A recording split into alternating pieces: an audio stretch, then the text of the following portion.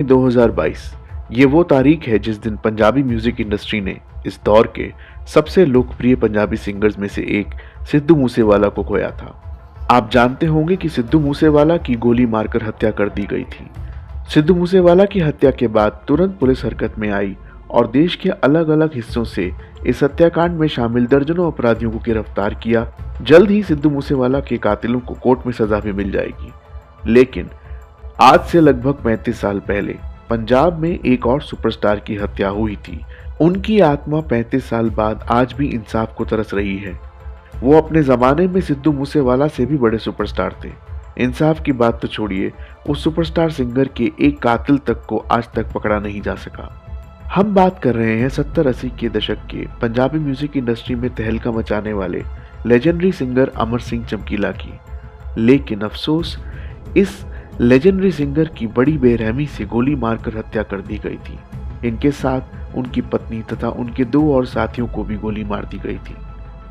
तो आखिर इतने बड़े सुपरस्टार की हत्या किसने करवाई और हत्या की वजह क्या थी? चलिए जानते हैं सब कुछ इस वीडियो में आगे। इस वीडियो में हम आपको अमर सिंह चमकीला की हत्या के कारण बताएंगे। इसके अलावा इस हत्याकांड से जुड़े कुछ ऐसे गहरे राज भी बताएंगे जिनके बारे में आज तक आपने कभी नहीं सुना। अमर सिंह चमकीला और उनके हत्याकांड से जुड़ी अहम और अनसुनी जानकारियों के लिए इस वीडियो में अंत तक बने रहें। लेकिन उससे पहले आपसे रिक्वेस्ट है कि अगर आपने अब तक इस चैनल को सब्सक्राइब नहीं किया है तो प्लीज़ जल्दी से सब्सक्राइब कर दें और हमारी लेटेस्ट वीडियो के लिए बेल आइकन भी दबा दें। दोस्तों, अमर सिंह चमकीला का जन्म 1 जुलाई 1960 को बेहद ही गरीब दलित परिवार में पंजाब के लुधियाना में हुआ था। जन्म के समय इनका नाम धनीराम था, लेकिन जब ये म्यूजिक में दुनिया में आए तो इन्होंने अपना नाम अमर सिंह चमकीला कर लिया। वैसे इन्होंने सिर्फ अपने नाम में ही चमकीला नहीं लगाया था, बल्कि वास्तव में ये म्यूजिक इंडस्ट्री में ऐसे चमके कि इनकी चमक से दूसरा हर कलाकार ओझल हो गया था। हर तरफ बस अमर सिंह चमकीला का ही जलवा था। शुरू में ये एक इलेक्ट्रीशियन बनना चाहते थे, लेकिन इन्हें कोई भी अपने साथ काम पर नहीं रखना चाहता था।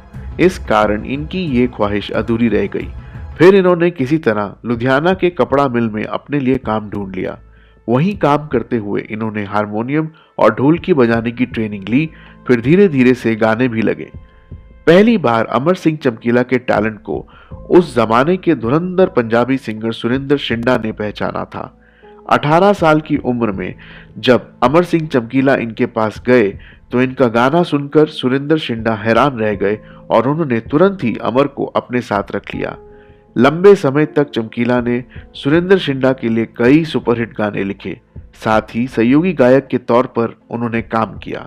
सुरिंदर शिंडा के लिए गाना लिखते हुए ये पंजाबी म्यूजिक इंडस्ट्री में मशहूर हो गए थे। लेकिन ये वो जमाना था जब गाना लिखने के बहुत कम पैसे मिलते थे। कम पैसों की वजह से चमकीला के लिए गुजारा करना मुश्किल हो रहा था, क्योंकि उस समय उनके परिवार वालों की मर्जी से इनकी शादी गुरमेल कौर नाम की एक लड़की से कर दी गई थी, जिनसे इनको 2 बेटियां भी थीं। जब परिवार चलाने में इन्हें दिक्कत आने लगी तो इन्होंने सुरिंदर शिंडा से अलग होकर खुद ही गाने का फैसला किया और यही फैसला इनकी जिंदगी का टर्निंग पॉइंट साबित हुआ।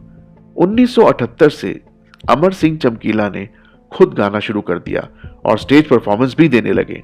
इन्होंने 1980 में अपना पहला म्यूजिक एल्बम लॉन्च किया, जिसमें इनके साथ सिंगर सुरिंदर सोनिया भी थी। इन दोनों के इस एल्बम को काफी हद तक पसंद किया गया और धीरे धीरे इनकी लोकप्रियता बढ़ती गई। कई अलग अलग फीमेल सिंगर्स के साथ काम करने के बाद इन्होंने एक एल्बम अमरजोत कौर नाम की एक सिंगर के साथ किया। ये सही मायने में अमर सिंह चमकीला की जिंदगी का टर्निंग पॉइंट साबित हुआ, क्योंकि अमरजोत कौर के साथ इनकी एल्बम खूब हिट होने लगी और हालात ये हो गए कि पूरे पंजाब में इनको स्टेज शो की बुकिंग मिलने लगी।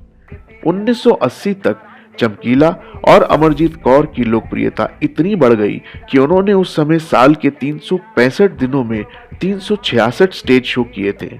दिन में ये कई स्टेज शो कर जाते थे।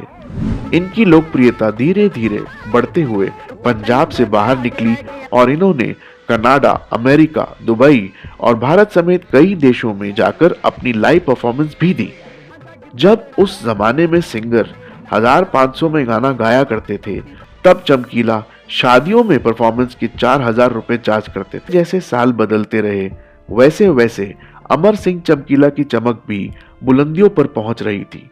हालात तो ये हो गए थे कि 1980 से लेकर 88 तक पूरे पंजाब में सिर्फ एक ही सिंगर का शो होता था और वो सिंगर थे अमर सिंह चमकीला।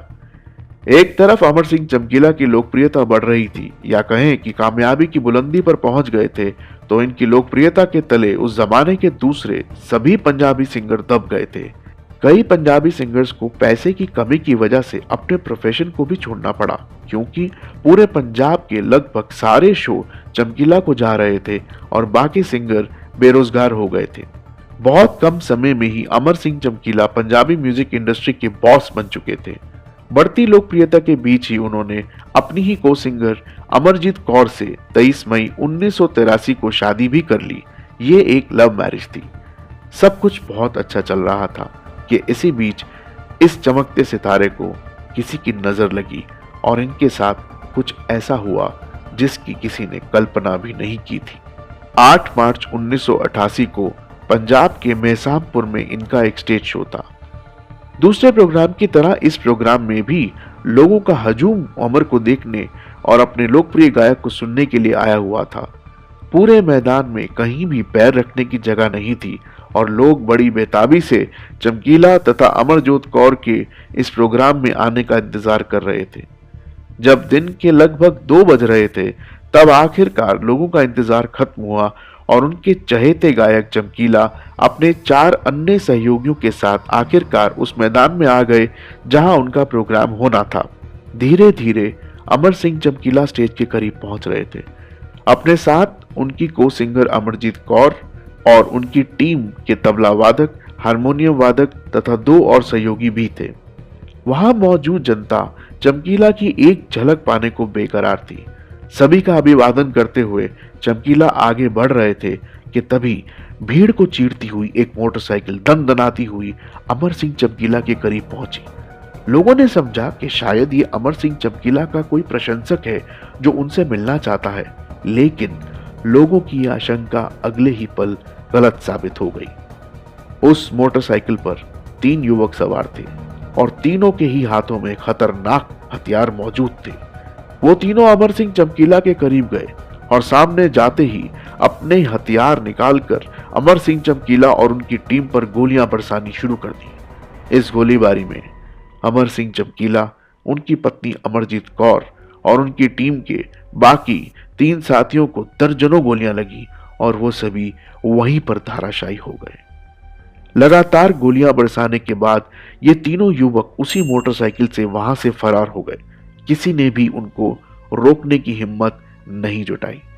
जैसे ही अपराधी वहां से भागे, लोग दौड़ते हुए चमकीला और उनके साथियों की तरफ आए और उन्हें आनन फानन में उठाकर अस्पताल ले जाया गया, लेकिन तब तक काफी देर हो चुकी थी।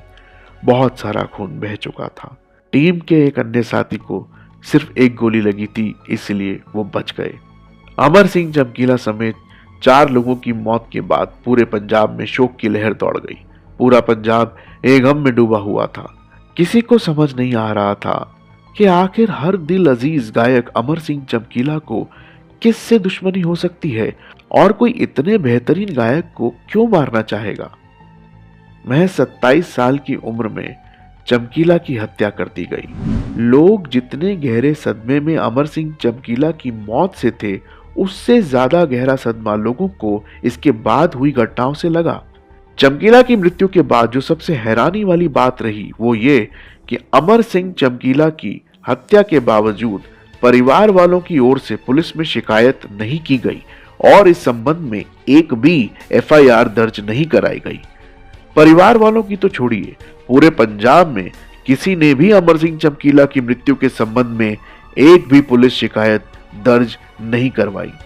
इससे भी ज्यादा हैरान करने वाली बात यह थी कि पंजाब पुलिस ने भी अमर सिंह चमकीला के हत्यारों को पकड़ने में ज्यादा दिलचस्पी नहीं दिखाई और मामूली फॉर्मेलिटी पूरी करने के बाद पुलिस ने भी इस मामले को फाइल में दबाकर धूल खाने के लिए छोड़ दिया था। समय बीतता गया और धीरे धीरे इंसाफ की उम्मीद भी धूमिल होती गई। 1 साल, 2 साल, 3 दशक से ज्यादा बीत गए, लेकिन इस बात का जवाब आज तक नहीं मिल पाया कि अमर सिंह चमकीला की हत्या किसने की थी। अमर सिंह चमकीला की हत्या कराने वाले कौन लोग थे और हत्या के पीछे की वजह क्या थी।